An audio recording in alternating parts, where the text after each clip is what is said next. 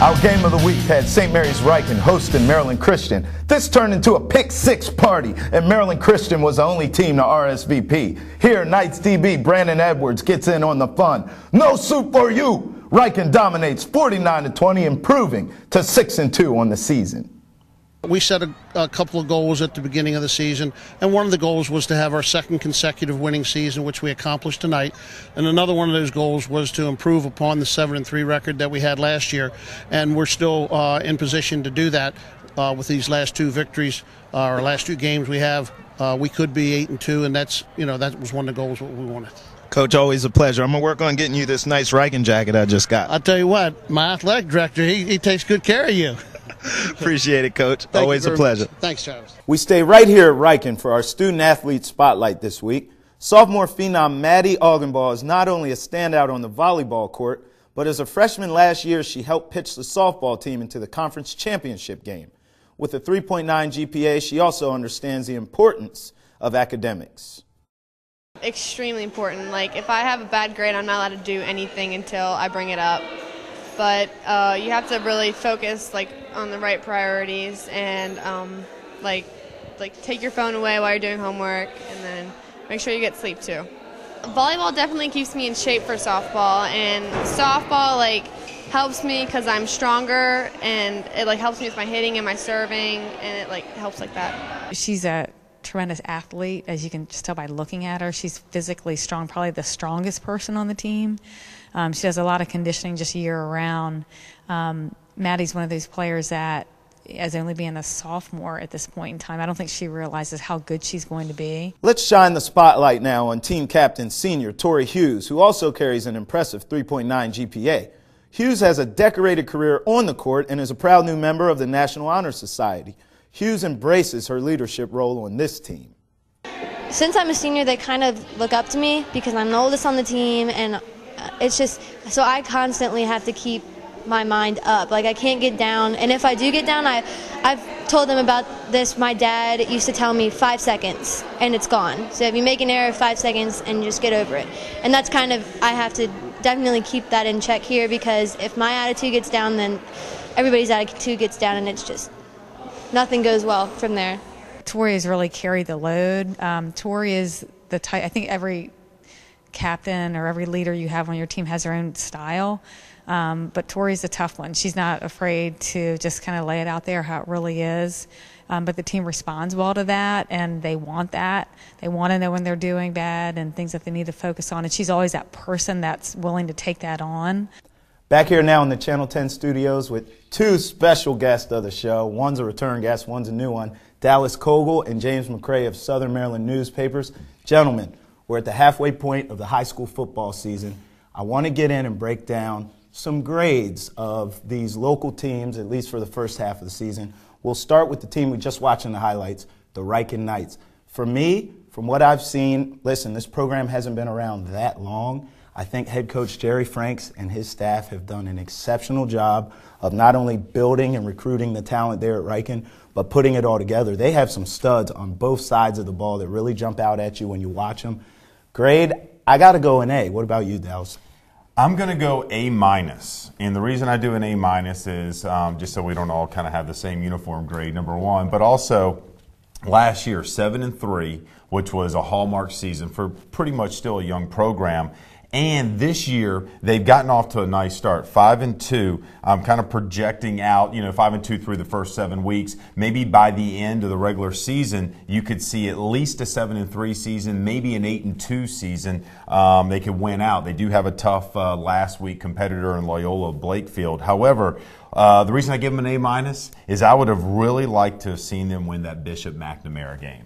That game came down to the end. A La Plata resident, Alfred Bannister, who's a stud wrestler there at that school, it goes up to that private school, scored the game-winning touchdown there in the final minute, I believe. I would have loved to have seen Ryken win that. That means I have high standards, high expectations for the Ryken Knights with Jerry Franks at the helm. Of course, Dallas would shout out a La Plata resident. James, what about you? What's your grade for the Knights? I have to go A as well. I definitely have to go A. You spoke about their talent. You can see the success storm kind of brewing off in the horizon for Ryken. They're not quite there yet, but they're getting there. Not to mention they have a coach with 200-plus wins. Anytime you have a coach with 200-plus wins, he's going to coach the talent up. He's going to get the players. He's going to put them in a position to win.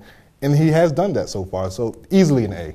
Okay, what about the Leonardtown Raiders? Now, for me, what I've seen this season, they seem to beat the teams they're supposed to beat.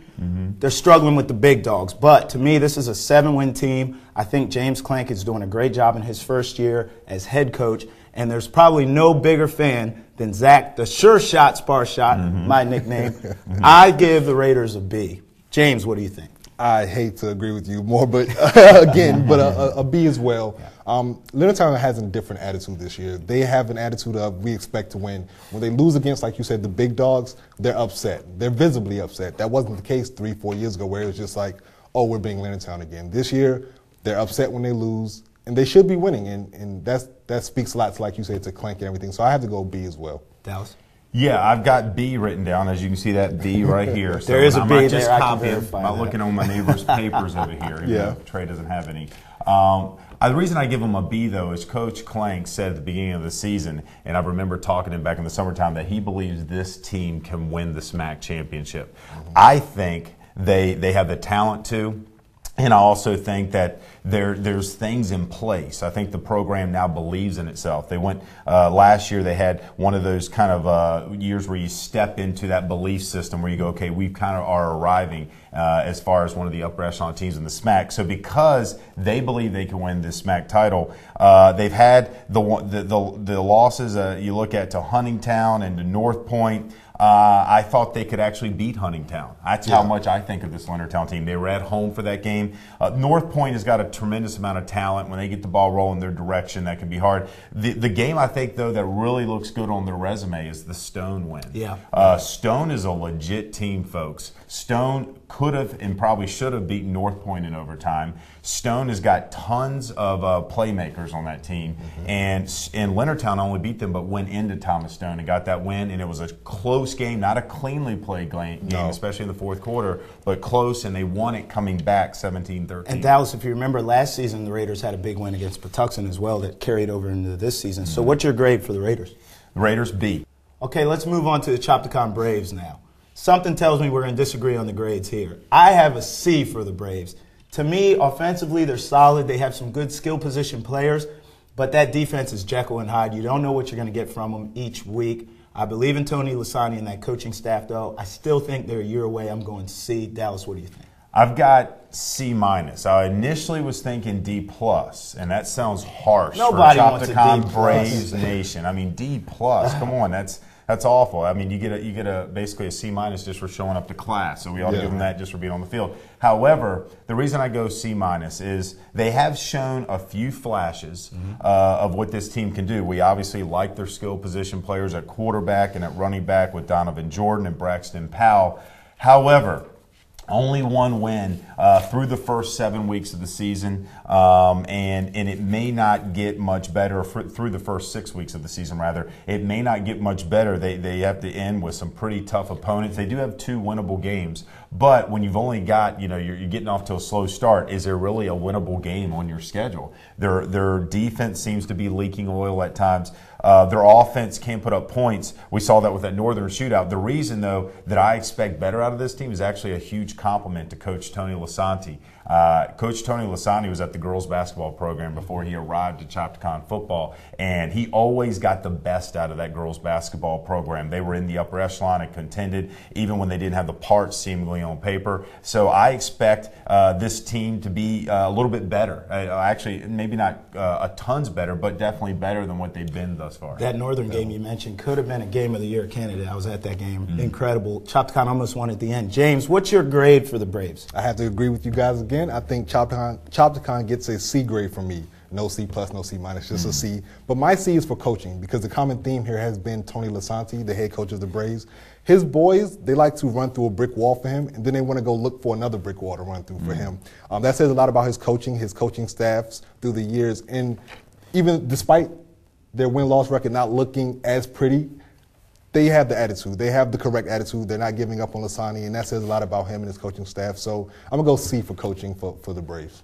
Okay, we're running out of time here, and I hate to do this to my alma mater, the Great Mills Hornets. Listen, guys, okay, here's the deal. I bleed green and gold. I'm a Hornet alum. I'll never turn my back on the Hornets. However, he's setting the Hornets up for a big I'm a professional. I have to look at this thing as a professional, call it how I see it. They've struggled the last few years. Yeah. They seem to be in a perpetual rebuilding program. I do believe in head coach Tyrone Bell. I went to school with him. I know what he stands for. I think they'll turn it around eventually. They're not there yet. Grade-wise, I'm going old school. I'm giving them a U. Right? Unsatisfactory. Right? Or an I, incomplete. Yeah. It's still a work in progress there.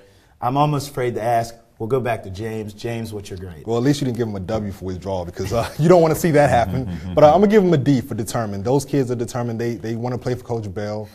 They're getting better week by week. They're starting to score more. They're starting to put some things together. And that's a tribute to Coach Bell. So I'm going to go with D for determined. Not necessarily – I like that. Not necessarily a bad thing, but they are determined. So I'm going to go with D. Dallas, go easy on us. Okay, I'll give you the A. No, I can't do an A. Can't do a B.